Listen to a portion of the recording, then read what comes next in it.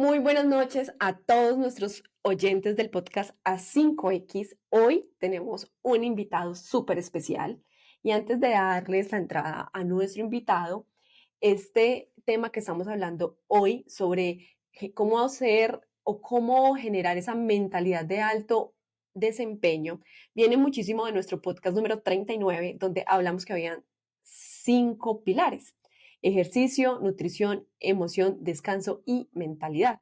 Y si vamos a hablar de mentalidad, pues qué mejor que zapatero a sus zapatos. Trajimos a Juan Pablo Gaviria Estrada, psicólogo de profesión, certificado en diferentes áreas de la salud mental y además también tiene una certificación con el Barcelona en deportistas de alto rendimiento. Entonces, nada más y nada menos, bienvenido, Juan Pablo. Dale, muchas gracias. Un placer estar aquí con ustedes. No, muchísimas gracias a ti por eh, darte este espacio con nosotros y para que podamos también tener como algo bien general, hablemos, cuando decimos mentalidad, ¿cierto? Y sobre todo mentalidad de alto desempeño, ¿cómo la vamos a definir? ¿A qué estaríamos refiriéndonos? Esa mentalidad de alto desempeño tiene que ver mucho con diferentes aspectos de la vida de la persona y en este caso de los deportistas. Digamos que está muy relacionada con cómo la persona piensa y siente, es decir, desde el punto de vista de sus emociones y cómo actúa. Y cómo en relación a diferentes herramientas que pueda tener, digamos, va a afrontar diferentes aspectos de su vida. ¿Cierto? Digamos, en una competición, si esa persona tiene muy claro, ¿cierto? Cómo ejecutar de manera efectiva una cantidad particular de esas herramientas, puede ayudarle a conseguir, digamos, esos éxitos. En el caso de los deportistas, digamos, la parte técnica, la parte física y la parte mental es fundamental para que ese deportista avance, ¿cierto?, en la consecución de esos objetivos. Y eso es tremendamente importante con respecto a cómo eso se va a mantener en el tiempo en la vida de esa persona. Aspectos que también son, digamos, que se pueden trasladar al día a día de cualquier persona. Podríamos afirmar en ese caso que si tenemos estos 5, estamos alineados con los 5 pilares, Sí. ¿sí? Podemos decir y afirmar que la mentalidad es el eje de esos 4 pilares restantes. Digamos que los transversaliza y es extremadamente importante porque en la medida que usted está, digamos, muy equilibrado desde esos aspectos, es decir, desde la parte emocional, desde la parte cognitiva, desde la parte comportamental, ayuda a que usted pueda ejecutar esas otras cosas de una manera más efectiva. Es decir, si yo tengo que definir un proceso de nutrición específico, es dentro de ese proceso de nutrición la parte emocional, cómo funciona, por ejemplo. Mm. Sí, a la final como que todos van, Se hacen su van, nudito, todas van ¿cierto? haciendo su Como, nudito, ¿cierto? Y se van complementando y en unos momentos unos tienen más relevancia que otros, pero siempre están presentes. ¿y cuánto podríamos decir que la mentalidad tiene una buena relevancia? Digamos, en todo, ¿sí? Porque constantemente estamos en el mundo pensando, sintiendo y actuando. Entonces, dentro de esas condiciones, una persona que esté muy equilibrada en esos aspectos logra de una manera más efectiva poder estar en ese mundo. Podemos decir también como que toda esta parte emocional y pues psíquica mental, ¿cierto? A la final también son como los dos como más grandes que deberíamos de cuidar, porque a la final si yo tengo alineada, si estoy en un buen estado emocional y también he ido alimentando mi mentalidad, pues por ejemplo, hacer el ejercicio va a ser un poco más sencillo para mí, cuidar el descanso porque voy a ser un poco más consciente. Entonces, digamos que esos dos podrían ser como ese cerebro y corazón, ¿no? Un poco. Lo que pasa es que desde el punto de vista de cómo funcionamos en ese sentido, estás apuntando a algo que desde las neurociencias tiene que ver con cómo funciona el cerebro. Ok. Entonces es el equilibrio entre ese cerebro primitivo, ¿cierto? Y ese cerebro más racional. El cerebro primitivo es el que nos lleva particularmente a todos esos procesos que tienen que ver con el cuidado, la autodefensa, ¿cierto? La sobrevivencia. Y muchas veces eso tiene mucha relevancia en la vida de las personas. Muchas veces las personas actúan más desde el punto de vista de sobrevivir y tienen unas vidas que están particularmente asociadas a eso. Yo muchas veces se lo digo a mis pacientes en consulta, yo le paré de correr, que ¿cómo así? Sí, para de correr, porque es que usted pasó por la situación que pasó cuando usted tenía 5 o 6 años y ahorita tiene 35, pero le sigue corriendo lo mismo. Es decir, es como si usted lo empezara a perseguir un perro y usted, claro, para poder escapar de ese perro que no le genere un daño, usted empieza a correr y lo empieza a hacer de manera muy efectiva. Entonces, ese cerebro primitivo es mucho relacionado también hacia el miedo. Sí, claro, tiene que ver. La cuestión es que el miedo y la interpretación de lo que nos puede hacer daño es muy relativo, sobre todo en los parámetros de lo que se da hoy. Digamos, antes los seres humanos le teníamos miedo al tigre, Ujú, ¿cierto? ujú. Y teníamos que luchar contra una cantidad de cosas, digamos, en términos generales muy También era un poco específicos. más antes como de la sobrevivencia, pero real sobrevivencia. Es como Sí, necesito que no me casen y buscar y comida. buscar comida, ¿cierto? Y que no me maten en ese proceso. Pero ahorita, digamos que seguimos teniendo más o menos esos mismos procesos a nivel de nuestro cerebro, pero ahorita hay una gran variedad de cosas que a usted le pueden generar miedo. Por ejemplo, desde el punto de vista deportivo, y alguna vez lo hablábamos, está una deportista que yo tengo, que mucho de su motivación, y lo pongo entre comillas, para competir, era no recibir un regaño, un castigo, ni de su entrenadora, ni de su papá, sobre todo de papá, en relación a cómo se veía su cuerpo. Ok. Entonces se tiraba a la piscina, ¿cierto? Y ella quería ganar, pero solamente para evitar esa situación, porque para ella era una situación que le generaba daño. Y yo creo que a la final uno termina como cansándose, ¿no? Y dejar de disfrutar un proceso, pues que bueno, a la final también debería de estar, es como también disfrutando esa competencia y no como por el peso de que, ay, no, va a hacer esto para que no me regañen, Dios, Dios. Y eso es supremamente importante. Y dentro de esas condiciones se le dice mucho a los deportistas que disfruten para ganar y no ganar para disfrutar, porque si están apuntando a ganar para disfrutar, el proceso anterior lo que están haciendo es sufriendo. Y cómo una persona sabe si está disfrutando el proceso? Porque se habla mucho, ¿no? Como, ok, eso, disfruta el proceso, pero es como, ok, ¿cómo puedo ser yo consciente si realmente estoy disfrutando ese proceso? Generalmente cuando no se dan unas condiciones asociadas al castigo. Es decir, recurrentemente cuando no estamos disfrutando las cosas empezamos a rumiar, ¿cierto? El hecho de que eso no nos está haciendo supuestamente un bien o no estoy logrando ese objetivo en relación a lo que quiero, pero resulta que quiero eso demasiado rápido. Entonces, como no lo logro demasiado rápido, entonces puedo terminar abandonándolo. ¿Ya? Digamos que dentro de los procesos que tienen que ver con los deportistas hay un estadio muy específico que se llama el estadio del desafío. Ok. Ese estadio del desafío está relacionado con que la persona está como en puntas de pies, es decir, está listo para la competencia, pero no está ni muy bajito, ¿cierto? Es de su autoconfianza, ni en la energía que le va a poner a ese proceso, pero tampoco está demasiado alto. Digamos que está en un punto que le permite poder afrontar esa situación sin que el resultado, digamos, vaya a ser lo más importante.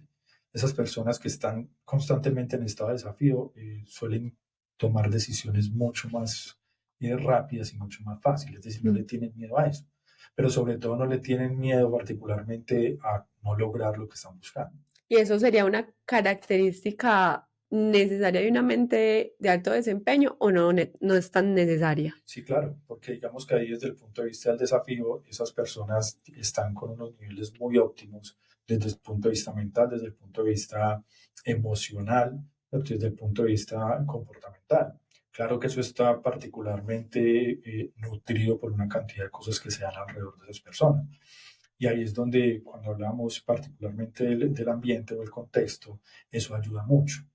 Unos contextos particulares con ciertas características ayuden a que eso se desarrolle de una manera de una manera más adecuada. Por eso los grandes equipos que compiten a nivel mundial gastan muchísimo dinero, ¿cierto? En que todo lo que está alrededor de esos jugadores esté en función de ellos.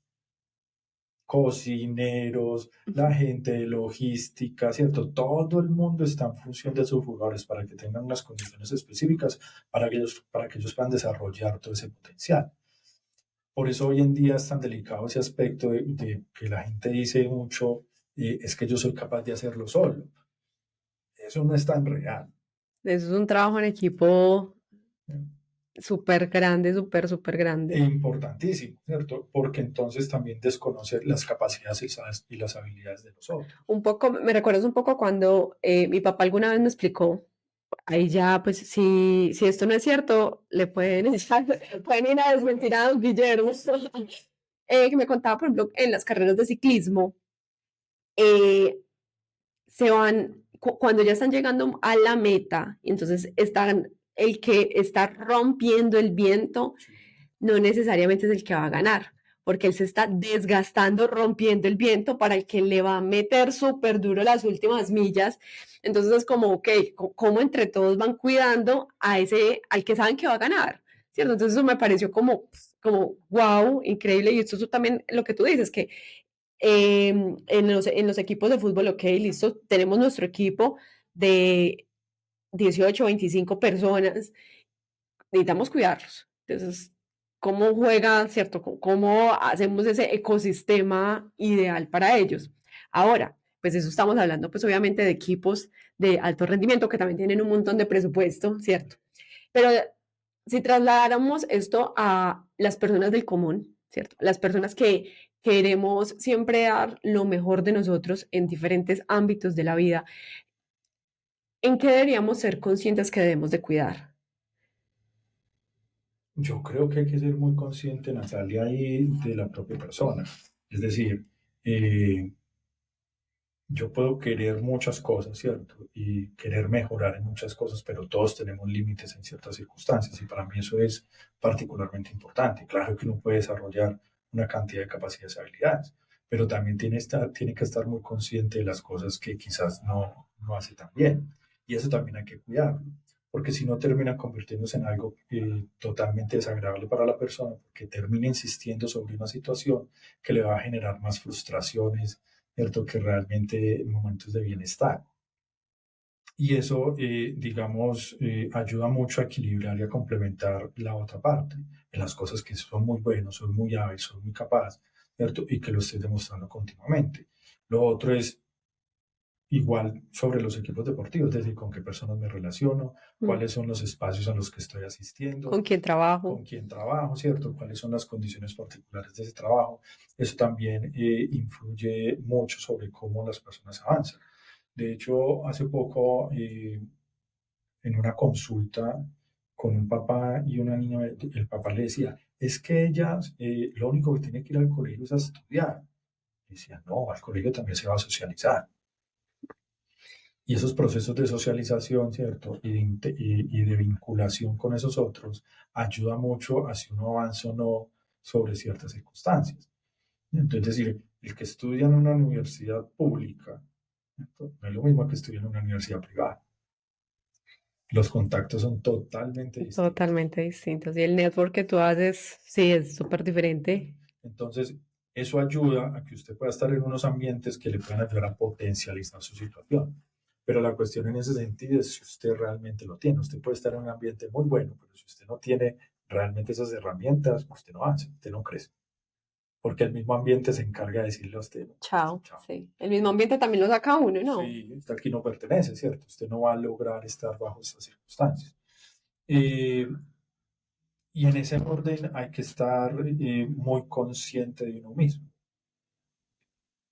Y eso es un aspecto fundamental. De manera constante estamos demasiado pendientes de lo que pasa hacia afuera. Listo. Por ejemplo, bueno, eso está súper interesante porque, listo, si yo quiero dar lo mejor de mí en X área o en mi vida en general, necesito sí o sí tener un proceso de conciencia y de introspección, ¿cierto? Hacia mí, ¿Qué es lo listo. mejor de mí? Y cómo, cómo uno inicia ese proceso, ¿cierto? Y además también cómo uno no cae en sobrepensar las cosas, ¿no? Como de pronto ensimismarse demasiado. Entonces, no sé si sea algo fácil de que ocurra. Bueno, Lo que pasa es que muchas veces esos procesos de empezar a cuestionarse una cantidad de cosas acerca de su propio ser y de su propia existencia a veces tienen que ver con situaciones extremadamente difíciles. Entonces la gente termina modificando, cambiando ciertas cosas porque termina estrellada con una cantidad de situaciones. El asunto particular ahí es también tener mucho cuidado, sobre todo con lo que pasa hoy en día, de suponer que lo que uno piensa acerca de uno es lo que realmente es. Y uno cómo se da cuenta, ¿cierto? Es como, listo, yo tengo una imagen mental de Natalia, ¿cierto? Y muchas veces recibo comentarios, es como, Esa no, yo. sí, en serio, tanto positivos como negativos, ¿cierto? En ambas, y no es como, entonces, ¿cómo ver? Pues eso es, y eso es súper cierto, o sea, igual yo también lo he visto en varios libros, como, ok, no todo lo que nos contamos es verdad, entonces, ¿cómo sé yo que es verdad? Lo que pasa es que mucho de eso tiene que ver con el contraste que uno haga en el proceso de realidad. Mm, digamos, yo tuve una paciente alguna vez que tenía en consulta una discusión con la mamá, una paciente de 15 años, y discutían las dos y la mamá le llamaba mucho la atención que cuando ella entrenaba voleibol, ella se iba sola y salía sola de ese entrenamiento por un sitio que no era como muy agradable, ¿cierto? Y Muy tranquilo, particularmente sí. peligroso. Y la pelada le peleaba, ¿cierto? Y no, yo siempre salgo acompañado. Entonces yo le pregunté, venga, ¿alguna vez, por cualquier orden de circunstancias, usted salió sola? Ah, sí, ok. Si de ese sitio donde su mamá dice que era particularmente peligroso hubiera salido una persona y lo hubiera tomado, ¿cierto? Para llevarla allá, ¿usted qué hubiera hecho? Yo hubiera peleado, ¿cierto? ¿Cómo? Yo le pego puño, le araño la Saco cara, mi le doy, karateca sí, interior. mi karateca interior y le doy patadas, ¿cierto? Y mientras estaba diciendo eso, yo la tomé del brazo y le grité. Le grité, ¡pelee! Y se quedó paralizada. Una cosa es lo que ella cree que es capaz de hacer, ¿cierto? En relación a lo que supone. Otra cosa es lo que sabe hacer. Mucho de eso se basa en la autoconfianza. La autoconfianza está relacionada con una cantidad de experiencias que la persona tiene que están asociadas a la realidad, no a lo que suponen que es capaz de hacer. Yo puedo suponer que soy capaz de correr 10 kilómetros. Ok, va a correr. Padre, me hiciste acordar. Te voy a hacer una pregunta y ya después te digo de dónde viene esta pregunta. ¿Tú creerías que podrías pilotear un avión? Lo que piensan todos los hombres. Sí, pero es muy chistoso porque lo he hecho con mi hermana, con diferentes, y de verdad, o sea, de verdad, solamente uno nos ha dicho como, no, pues la verdad, pues yo nunca he visto un avión, no creo que lo pueda pilotear, porque pues a los que nos están escuchando, por ahí en redes ha habido como un video que dice que la mayoría de los hombres creen que pueden pilotear un avión sin nunca, jamás en la vida haber visto uno. ¿Sí? Entonces, es La como, cuestión es que dentro de esas condiciones usted puede trasladar una serie de experiencias que tienen que ver con la conducción, ¿cierto? De otros vehículos a esa misma experiencia. sí, porque asumen que es como un carro. Ya. Exactamente, ¿cierto? Entonces, que son las mismas condiciones, ¿cierto? Eso puede llegar a pasar de esa manera. Por eso, yo muchas veces lo digo y es algo parecido, que todos los hombres creen que saben pelear hasta que tienen una pelea. Mm. ¿Por qué se da mucho esa percepción? Porque dentro de nuestra dinámica de crecimiento constantemente estamos en esos ambientes.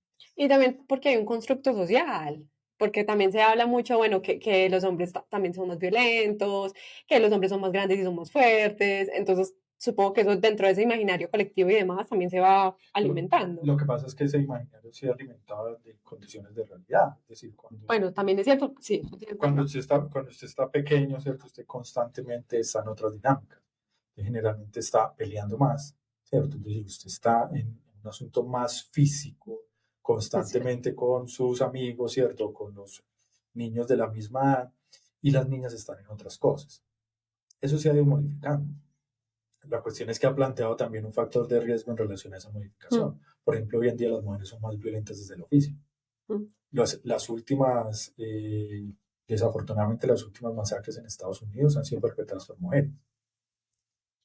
Qué triste, porque debería ser al contrario. O sea, yo, bueno, obviamente yo que soy desde un lado más pacífico, ¿cierto? Y más desde cuidémonos como seres humanos y demás, es como, bueno, más bien es como dejamos de ser tan violentos y cuidamos al otro. Pero pues en este caso Entonces, estamos buscando la violencia. mira cómo se ha ido transformando ese imaginario.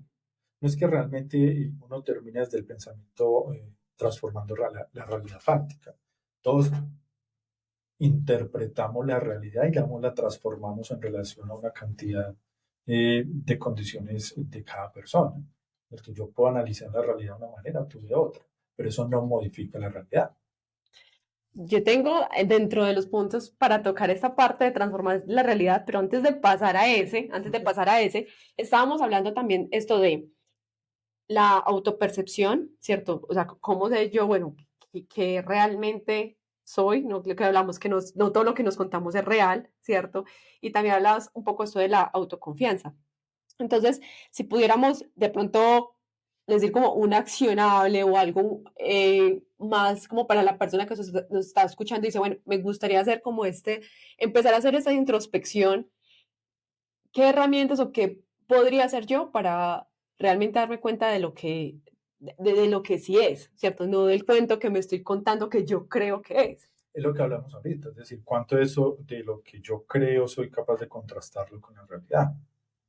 Es decir, porque hay una cantidad de Pues acciones digamos que que podría hacer una lista, entonces un poco esto como, listo, yo creo que podría hablar 5 idiomas, pero solo sé español y me da una pereza aprender otro idioma, pues un ejemplo. Entonces, como un poco de esto, puedo hacer como una lista de unas creencias que yo tengo y ya, bueno, ¿y qué he hecho respecto a esa creencia? mira, ¿Cuál ha sido como ese historial? y mira lo que has dicho es muy importante, porque entonces te estás enfocando en que el asunto no está mediado exclusivamente por el pensamiento.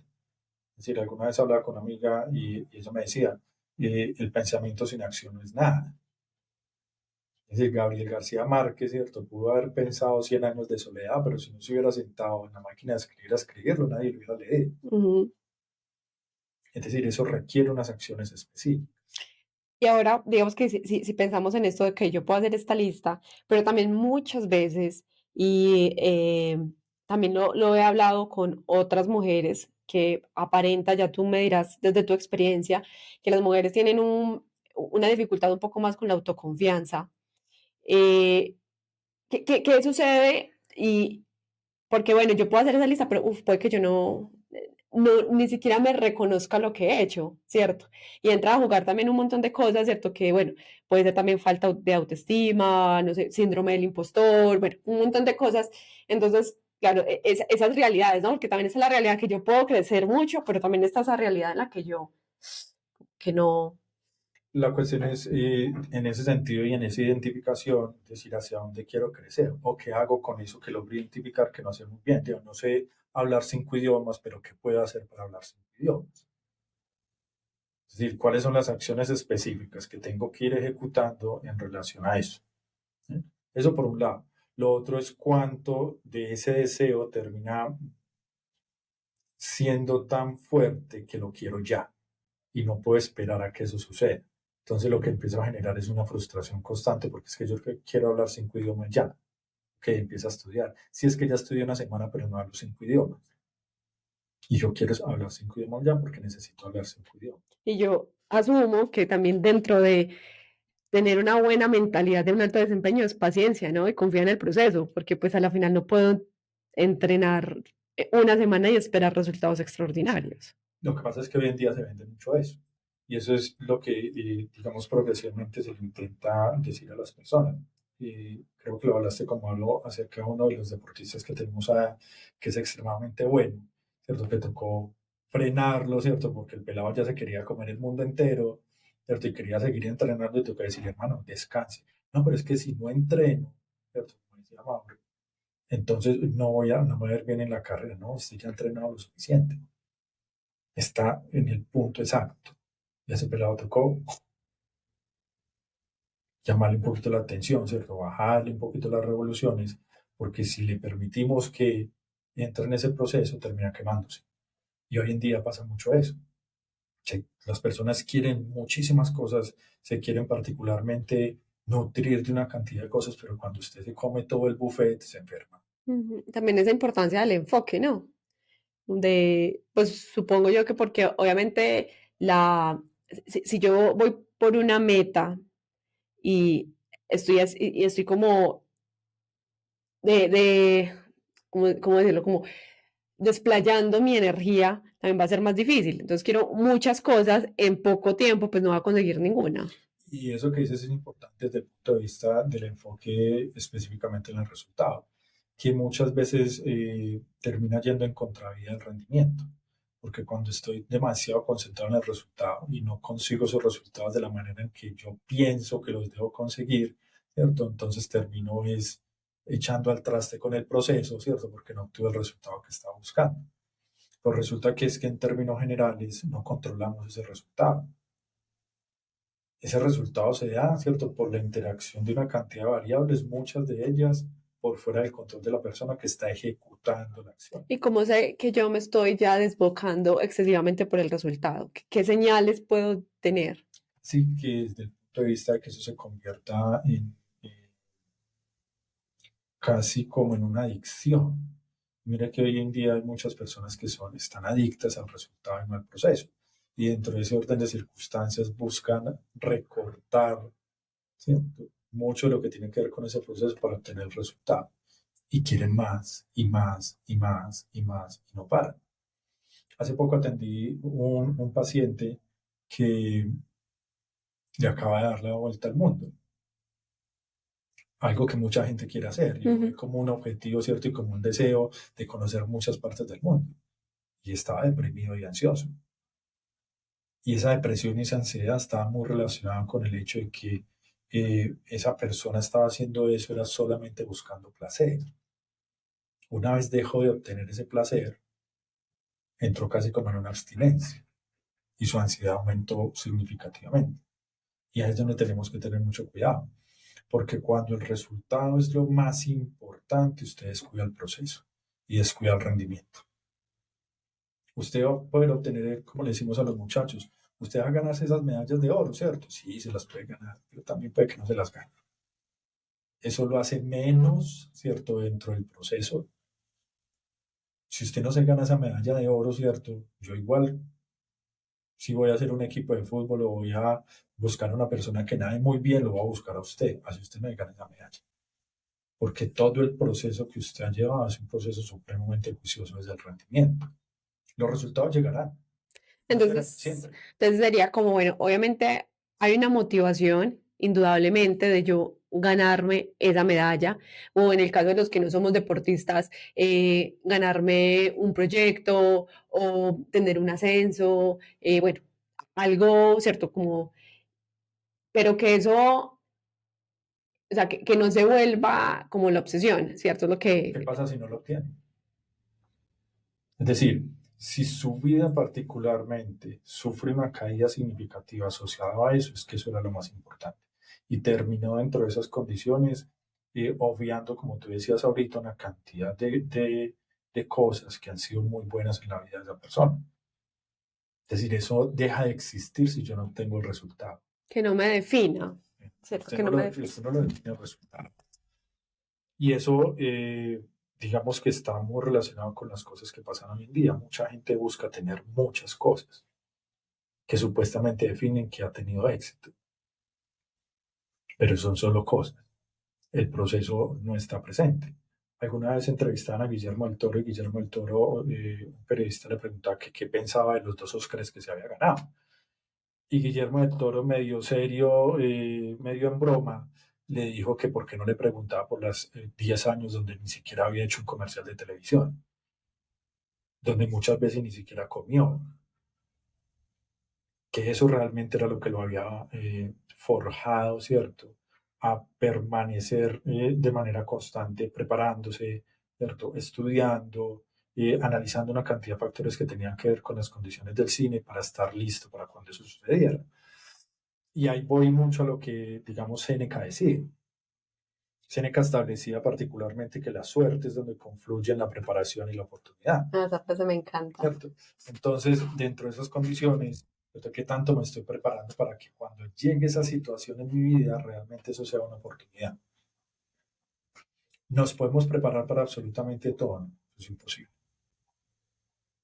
Tenemos unos aspectos específicos a los cuales nos podemos ir preparando. Sí, claro, usted se puede ir preparando desde el punto de vista de cómo aprende a regular sus emociones.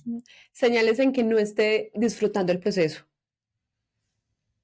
mm, digamos que entre en unas condiciones que tienen que ver con, digamos, la apatía con respecto a una situación específica.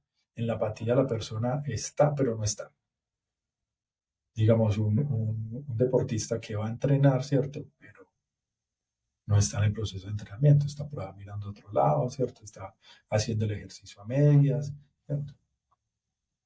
Esa persona no está ahí. Y eso progresivamente va mellando en los procesos hasta que la persona particularmente renuncie. Entonces, digamos que podríamos decir que si yo no estoy disfrutando el proceso es porque realmente dentro de mí eso que estoy persiguiendo no lo quiero. No es como un deseo que sea auténtico de mí, No sino X o Y. necesariamente lo puede querer, ¿cierto? Pero la cuestión es que como no se está dando de la manera que esa persona cree que se debe dar, ¿cierto? Mm, Entonces particularmente entran unos procesos de no disfrute. Usted puede notar eso mucho, digamos, en los procesos con los muchachos a nivel deportivo, cuando empiezan a tener ciertas características. Entonces hay muchachos que empiezan a estar muy apáticos, ¿cierto? Muy aislados de los procesos, con un poco cuidado, ¿cierto? Ciertas condiciones asociadas a que se nota que el pelado no quiere estar ahí, o el que está todo el tiempo desde el punto de vista de la confrontación, todo lo está mm. luchando y todo lo está peleando y se le da la instrucción de decir, no, pero es que eso no es así, es que yo lo quiero hacer así, es que yo lo debería hacer así, ¿cierto? Ese pelado ya no está ahí, ¿cierto? Entonces, aquí vamos a unir el paréntesis que habíamos dejado unos minutos atrás sobre transformar la realidad, ¿sí? Entonces, listo.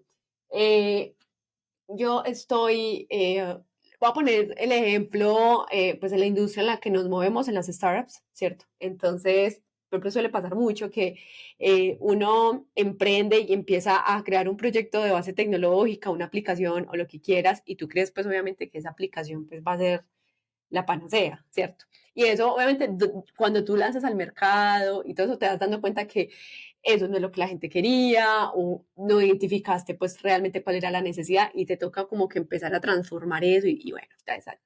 Entonces tú estás ahí como, ya empiezas a entrar de pronto en este proceso de apatía, ¿cierto? O de confrontación, cualquiera de los dos, O se ¿cierto? bloquea. Sí. Entonces,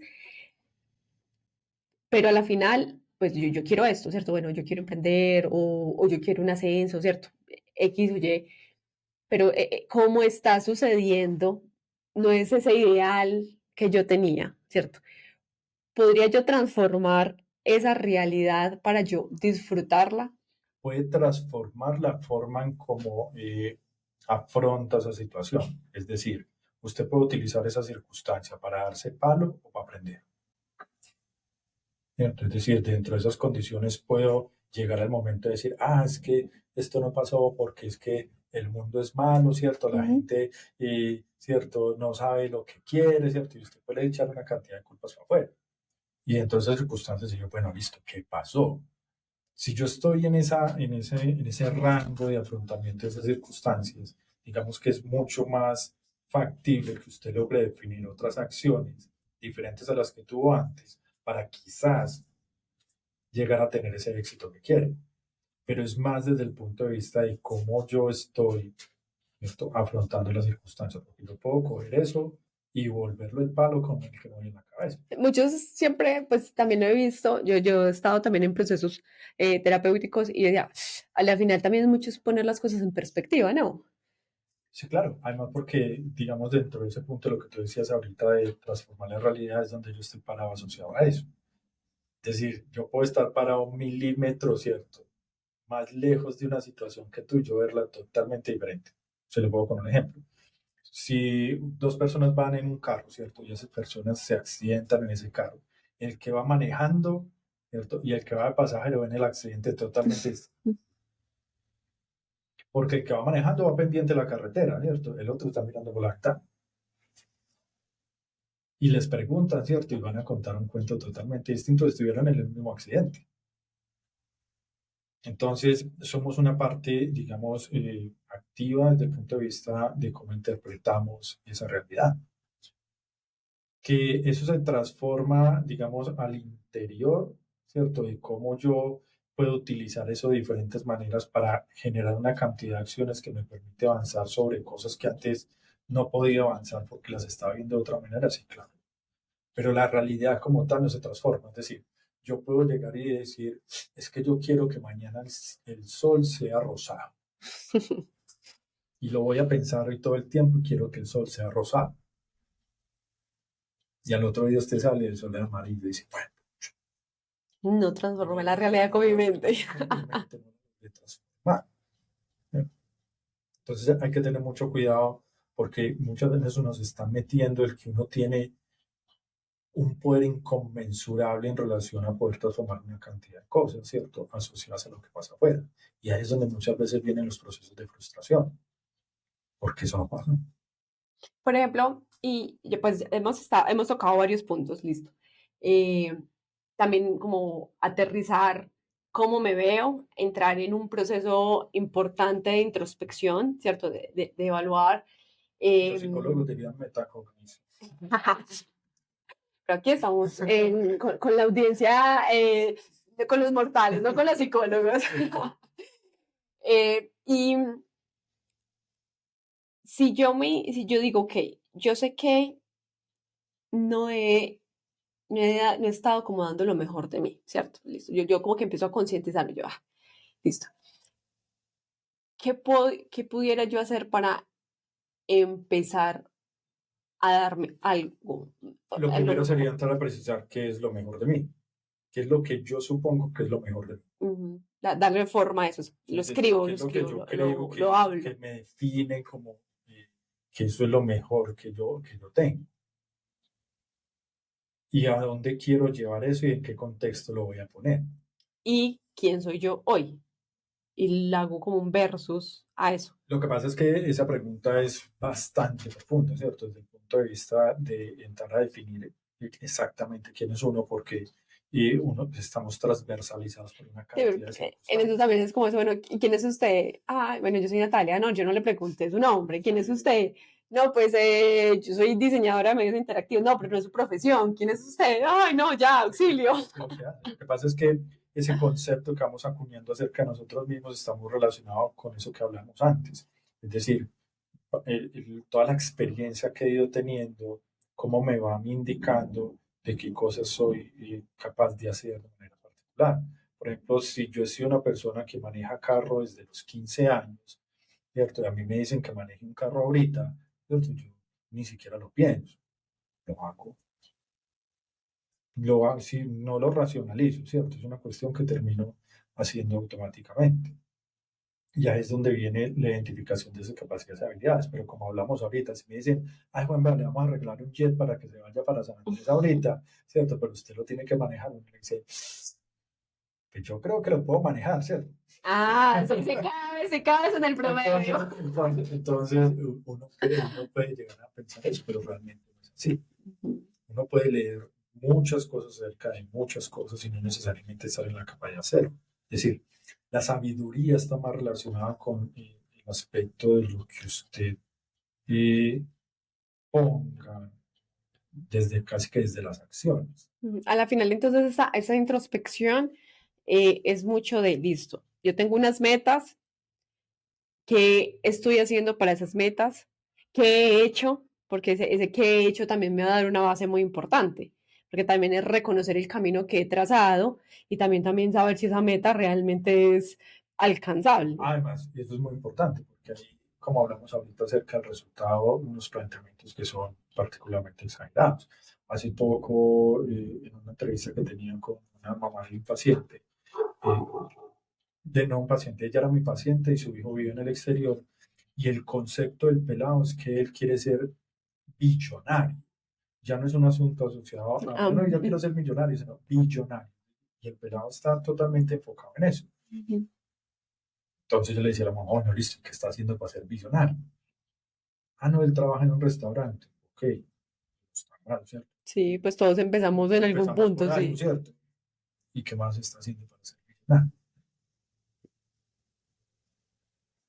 Ese es su deseo. Ujú.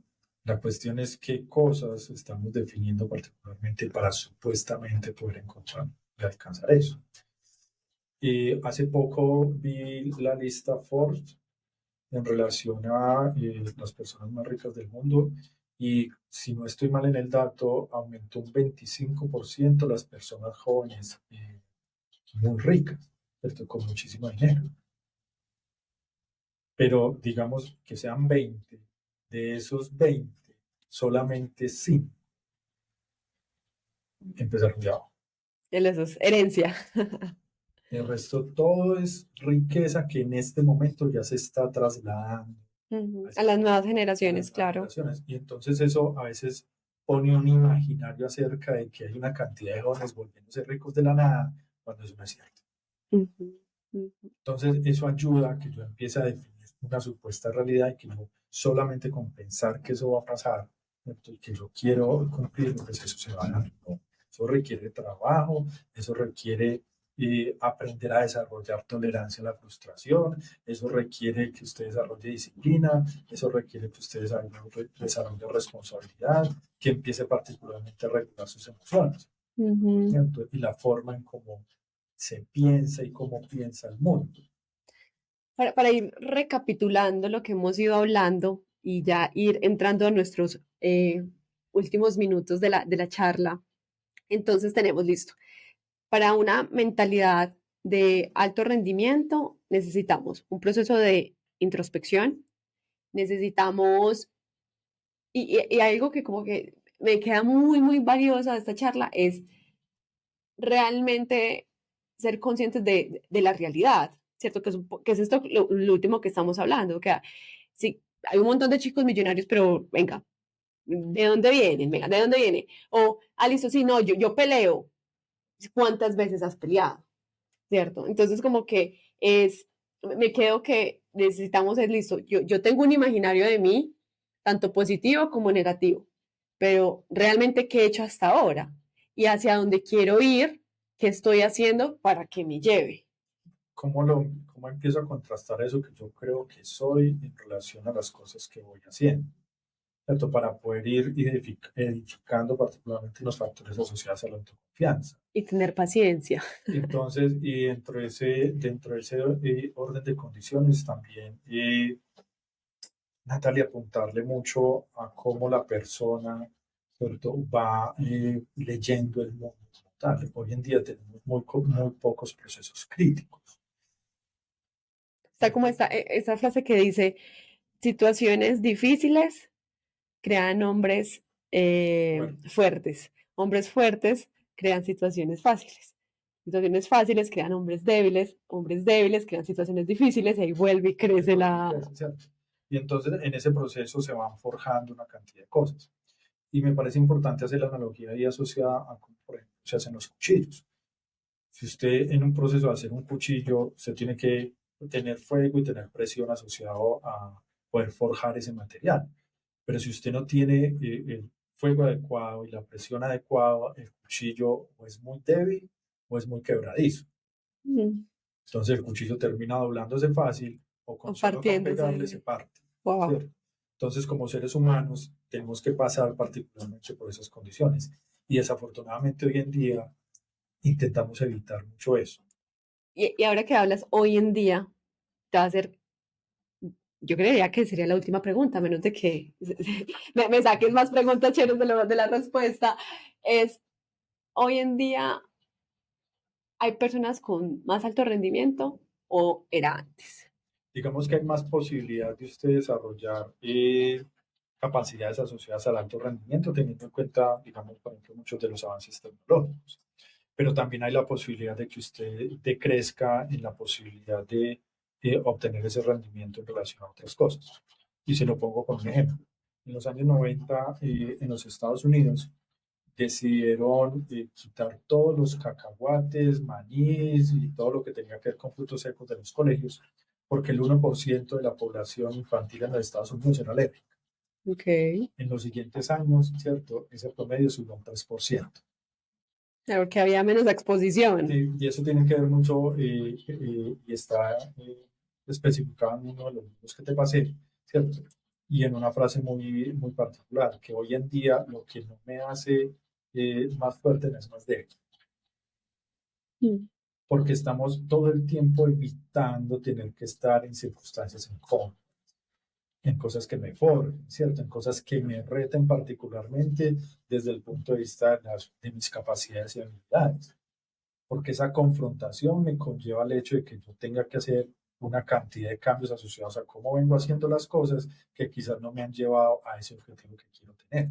Y que muchas veces transitar esa incomodidad también requiere mucho tiempo, porque son patrones que, ejemplo, listo, llevo 15 años actuando de la misma manera, pues no lo voy a cambiar en un mes. Eso no pasa de la noche a la mañana. Y ahí eso es muy importante desde el punto de vista de los factores psicológicos asociados a eso. Por eso hay que estar constantemente indagando sobre nuestra parte mental, ¿cierto? Desde el punto de vista del pensamiento y desde el punto de vista de las emociones y de las acciones. Si yo me voy exclusivamente al asunto del pensamiento, Natalia, eso es enorme.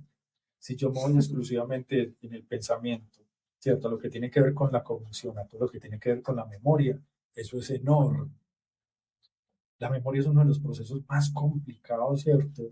De lo que hacemos como seres humanos. Necesitamos otro podcast. Eso no es solamente recordar, ¿cierto? Ay, yo me acordé de tal cosa. La memoria están listas una cantidad de situaciones muy específicas.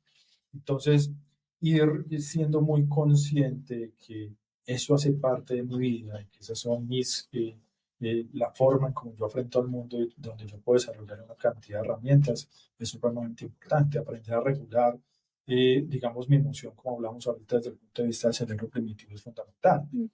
Ejemplo, si yo ahorita aquí, mientras estamos haciendo esto, resulta que saco un cuchillo y te voy a matar a ti, ¿cierto? ¿Usted qué hace? Conociéndome como conozco, yo creo que yo, ay, Dios, estaría.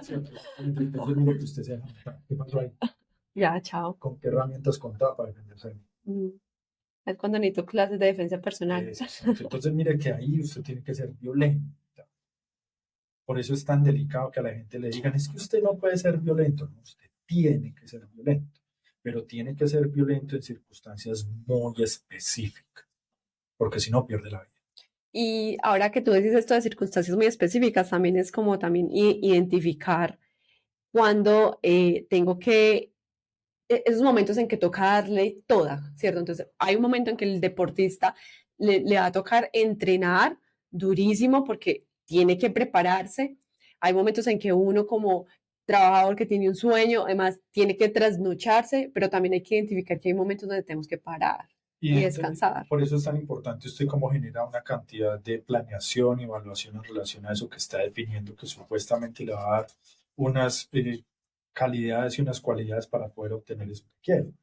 Y ahí es muy importante este factor asociado a cómo nos regulamos emocionalmente. Y vuelvo al ejemplo del cuchillo.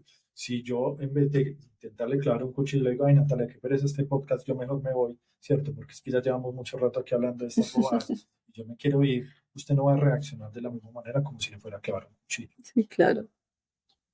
Si usted va a trapear en su casa, usted llena el balde abriendo un poquito la llave o mucho. No, mucho, que llene rápido. ¿Cierto? Pero si va a llenar un vaso con agua, Suavecito. suavecito. Eso es regulación. Y desde el punto de vista emocional es aprender a regularmente esas circunstancias. Es decir, yo no puedo actuar agresivamente ante una circunstancia que realmente no amerita esa reacción. Si usted no va a perder la vida ahí, usted no tiene que pelear.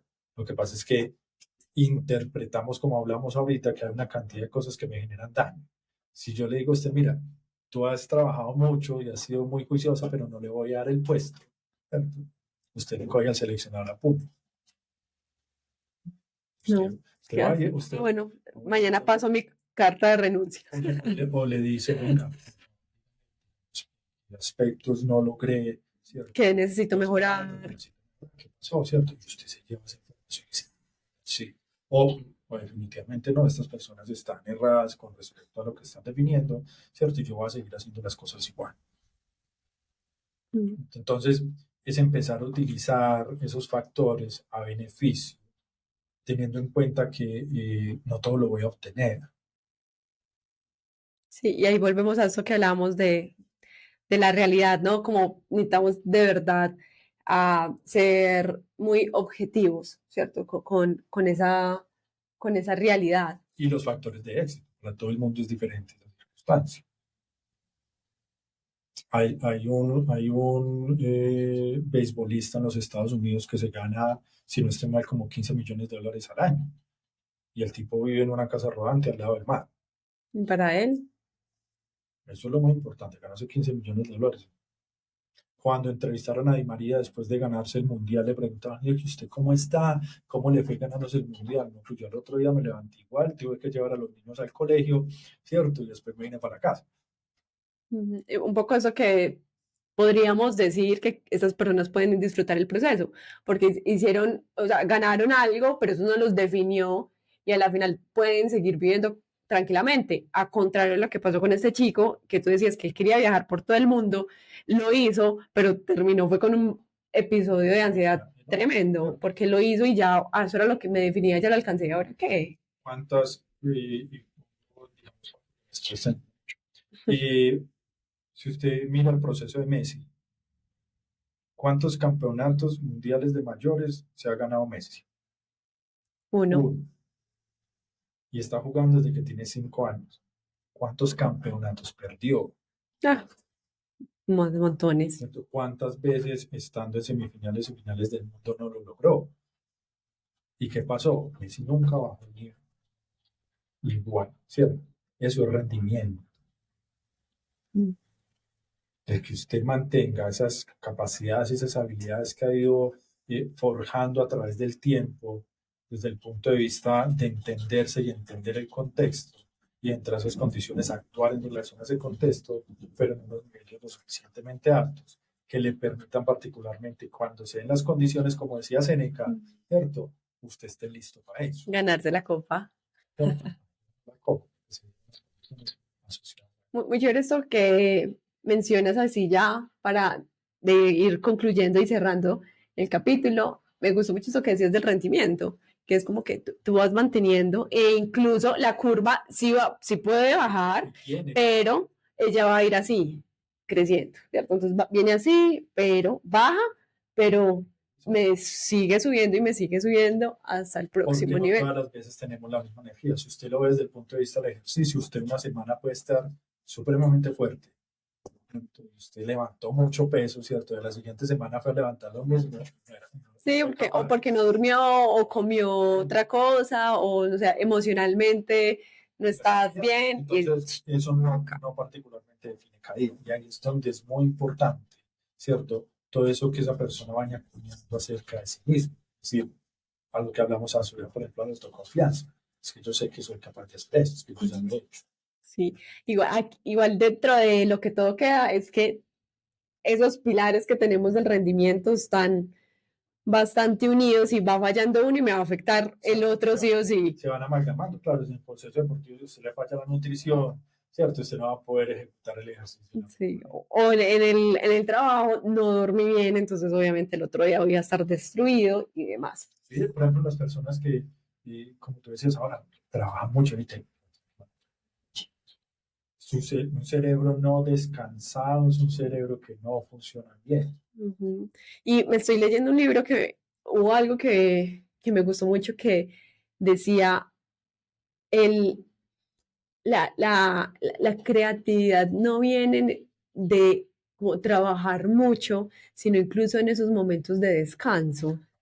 ¿Cuántas personas no han creado una cantidad de cosas fantásticas y maravillosas metidas en el baño? Ah, sí, eso dices, ¿no? Sí, Si entonces, me estoy bañando, ¿cierto? Viene la idea, ¿cierto? Eureka. Porque la creatividad no está particularmente medida por unos factores de presión, aunque puede llegar a pasar. sí, sí, sí.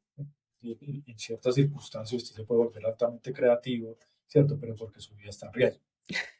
Pero la idea es que esos procesos sean unos procesos, digamos, más tranquilos y más relajados. Y esa sobrepresión que tenemos ahorita en relación a que hacerlo absolutamente todo, tampoco ayuda al cerebro que tenga unos procesos particularmente adecuados. Sí, totalmente. Y también es como para los que estamos buscando tener un muy buen rendimiento, un alto rendimiento en lo que queremos hacer en la vida o en la vida en general, pues obviamente ahí nos queda que hay trabajo arduo porque hay muchas aristas, hay muchos elementos que te impactan, el contexto, los pilares que hemos estado hablando, dentro, la historia, o sea, todo se va uniendo, entonces ahí sí o sí, ese trabajo de introspección hay que hacerlo de menos que constantemente, no es como de una sola vez y ya, sino que es algo que es un proceso que nos va a acompañar toda la vida. Digamos que es un proceso de verificación constante. Constante. Y es algo que, digamos, en las dinámicas que tienen que ver con los procesos de calidad lo hacen mucho.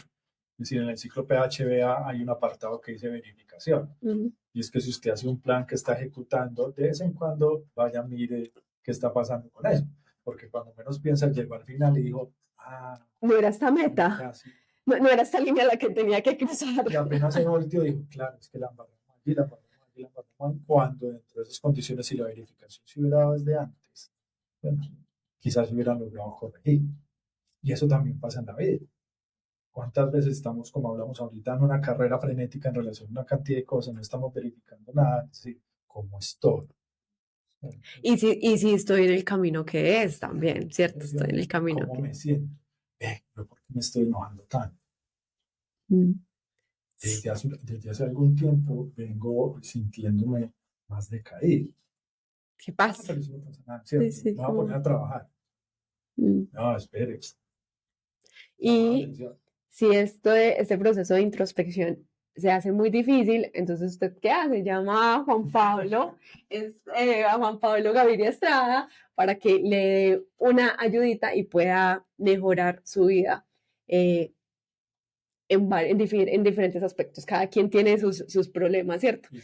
Y sus metas. Bueno, Juan, muchísimas gracias, de verdad, muy amena y muy interesante esta charla que tuvimos el día de hoy. Y bueno, nada, esperamos que nos puedas acompañar en un episodio más adelante. Natalia, con mucho gusto. No sino que me avisen y lo cuadramos y volvemos y conversamos. Listo, muchísimas gracias. Y a todos nuestros oyentes, los invitamos a que nos sigan en nuestras redes sociales.